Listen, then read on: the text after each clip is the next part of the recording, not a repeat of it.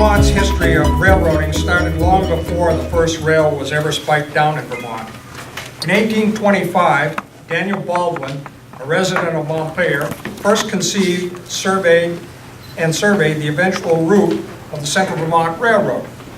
He was a well-known Montpelier merchant, and when in 1823 President Monroe commissioned him to look for canal and rail routes through the Green and White Mountains.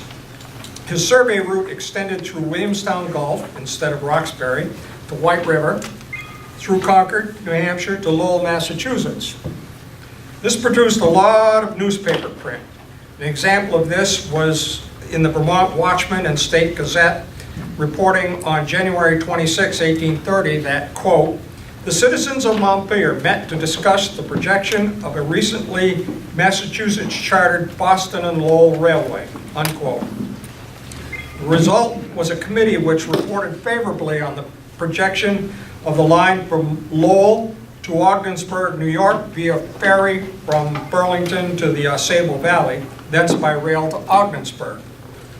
This topographical report was delivered by General Parley Davis of Montpelier. In response to this favorable report, the Vermont Railroad Association was formed at Montpelier on February 22, 1830. A general convention on the subject was held on October 6, 1830 by 48 delegates from all the affected states at Boston. 6 committees were set up to study the different geographical and economic aspects of the route. However, because of the distances involved and the number of men, they failed to meet regularly and, to quote, their work languished. Please remember that the first commercial railroad opened on September 15, 1830 between Liverpool and Manchester in England. The Vermont Central Railroad Company was first chartered by the Vermont legislature on November 10, 1835, but the stock subscription commissioners didn't push their campaign hard enough, so they failed to raise the necessary pledges within the time limit. A new charter was granted on October 31st of 1843 as the Vermont Central Railway. This time subscriptions reached their quota. Daniel Baldwin was one of the subscription agents for Montpelier, and Charles Payne was the one from Northfield. Charles Payne was governor of Vermont from 1841 to 1842. It is alleged that he was responsible for the charter change of the route from Williamstown Gulf to Roxbury Gulf because of his land holdings in Northfield. He did sell land to the railroad there for its shops and station, and for several years train schedules were arranged so they would overnight at his hotel there. However, the decision was made by the board of directors, of which he was a member, in Boston in 1844. The reason of record was a cost estimate difference of $423 for the Northfield route, in spite of being 5 miles longer. Something I thought of just while I was preparing this, and I had never considered before. My great-great-great-grandfather, Edmund Bacon, was one of the first settlers into Williamstown, and he obtained the patent to charge a toll on everything that moved through Williamstown Gulf. That toll charges were being charged, I believe, till sometime in the 1840s, when my great-grandfather, John Bacon, moved to Barry to take up work as a miller here up in Barry. I wonder if the railroad, part of that cost estimate, would have been buying out his patent, Edmund Bacon's patent on toll charges through Williamstown Gulf. I don't know. It was never mentioned in the family. I don't know whether that's true or just guesswork. Ground was broken at Windsor, Vermont on December 15, 1845. By December 31st, 1849, the line was completed to Burlington, Vermont, with the first train arriving there that day. Montpelier was served by a 1.5-mile branch line. First train arrived here on July 4, 1849, with a cargo of flour headed by the locomotive Winooski. A branch to Barre was promised by the Vermont Central, but only completed on July 1st, excuse me, 1875. Likely because of the corporate takeover by the Vermont and Canada in 1855, the financial panics of 1857 and 1873, and the Civil War of 1861 and 1865. This 6-mile branch was incorporated as the Montpelier and White River Railroad, and later in 1888 extended to Williamstown, Vermont. Its chief traffic was granite from the Barre quarries. Competition in Montpelier in the form of another rail line was chartered on November 6, 1867 as the Montpelier and Wells River Railroad Company. It was to build from Montpelier easterly through Washington County, Caledonia, and Orange County to connect with the Connecticut and Passumpsic Railroad at Wells River, Vermont. Construction was begun on November 1st, 1870, and the road was opened on November 23rd, 1873. It persisted through several owners, including the Boston and Maine Railroad, until November 15, 1856. I'm sorry, 1956. A span of 83 years of operation through rural central Vermont. On June 1st, 1889, it opened a branch line to Barre and on to Quarry Hill in Barre Town to aid in moving the granite. This branch is an extension of the CV branch into Montpelier and is still in active use, now owned by the state of Vermont and operated by the Vermont Railway. There were other railroads planned and surveyed from the terminus in Montpelier during this period, and I'm going to move this forward here so that everybody can have a look.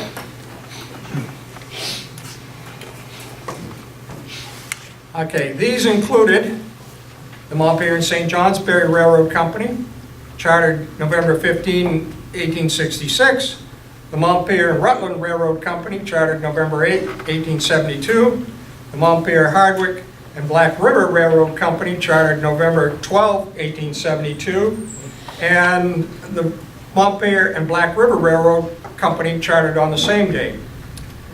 Okay, the Montpelier and Wells River Railroad, we're aware, ran from Montpelier up through Marshfield, Lanesboro, Broughton, down to Wells River. That got built. The others were all projected and didn't make it.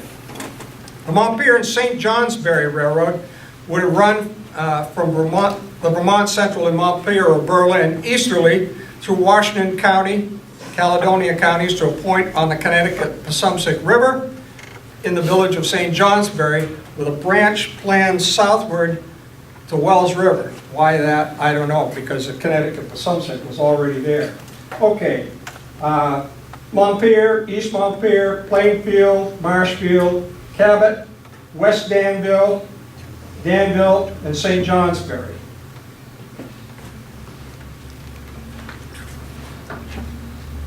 The Montpelier and Rutland would have been built from the Vermont Central and Montpelier or Middlesex, more likely Middlesex, south through Moortown, Waitsfield, Warren, Granville, Goshen, Hancock, Rochester, Stockbridge, Pittsfield, Sherburne, which is now Killington, Mendon, Chittenden, Pittsford, Brandon, and on to Rutland.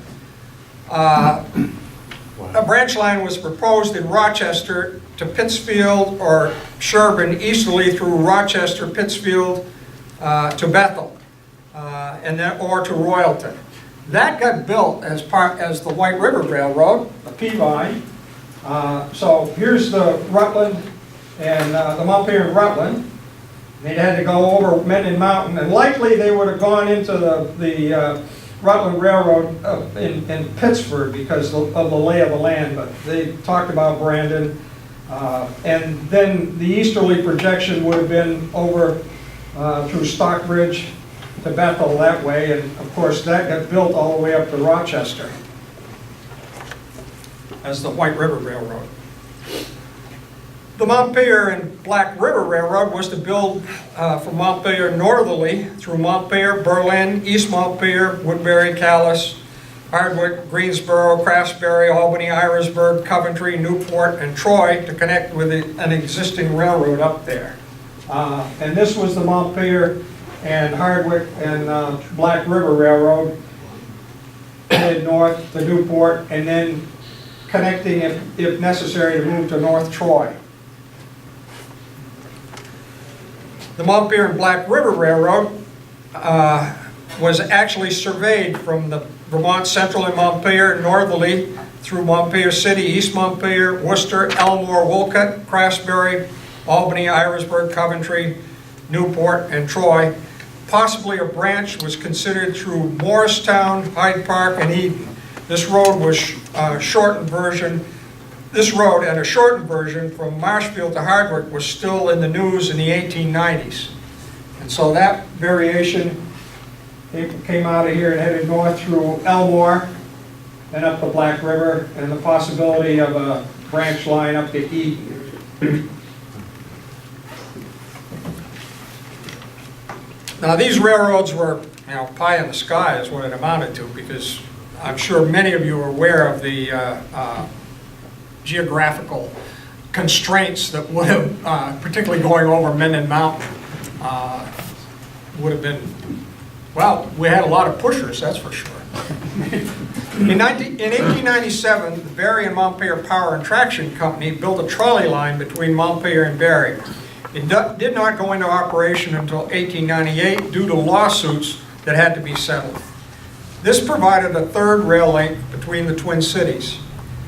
The route, a total of 9.2 miles, ran south on State Street. And if you pull up your agenda and turn it over on the back page, the one that was mailed to you, you'll find a map.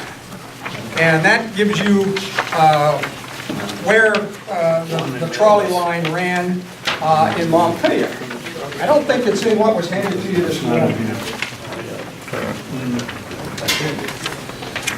But at any rate, it ran from Bailey Avenue up southerly down State Street, turned right onto Main Street, turned left onto Berry Street, and had a branch line that ran up Sibley Avenue to College Street to pick up the seminary people, and continued on up Berry Street till Pioneer Street, right out here, crossed the river on its own bridge, proceeded up Pioneer Street, turned left onto River Street, and proceeded from there to the Y between US 2 and 302, and up 302 all the way to the Montpelier line at the Wayside Restaurant, and then on to Barry. The car shops were in that Y between US 2 and US 302, which is now an empty lot up there.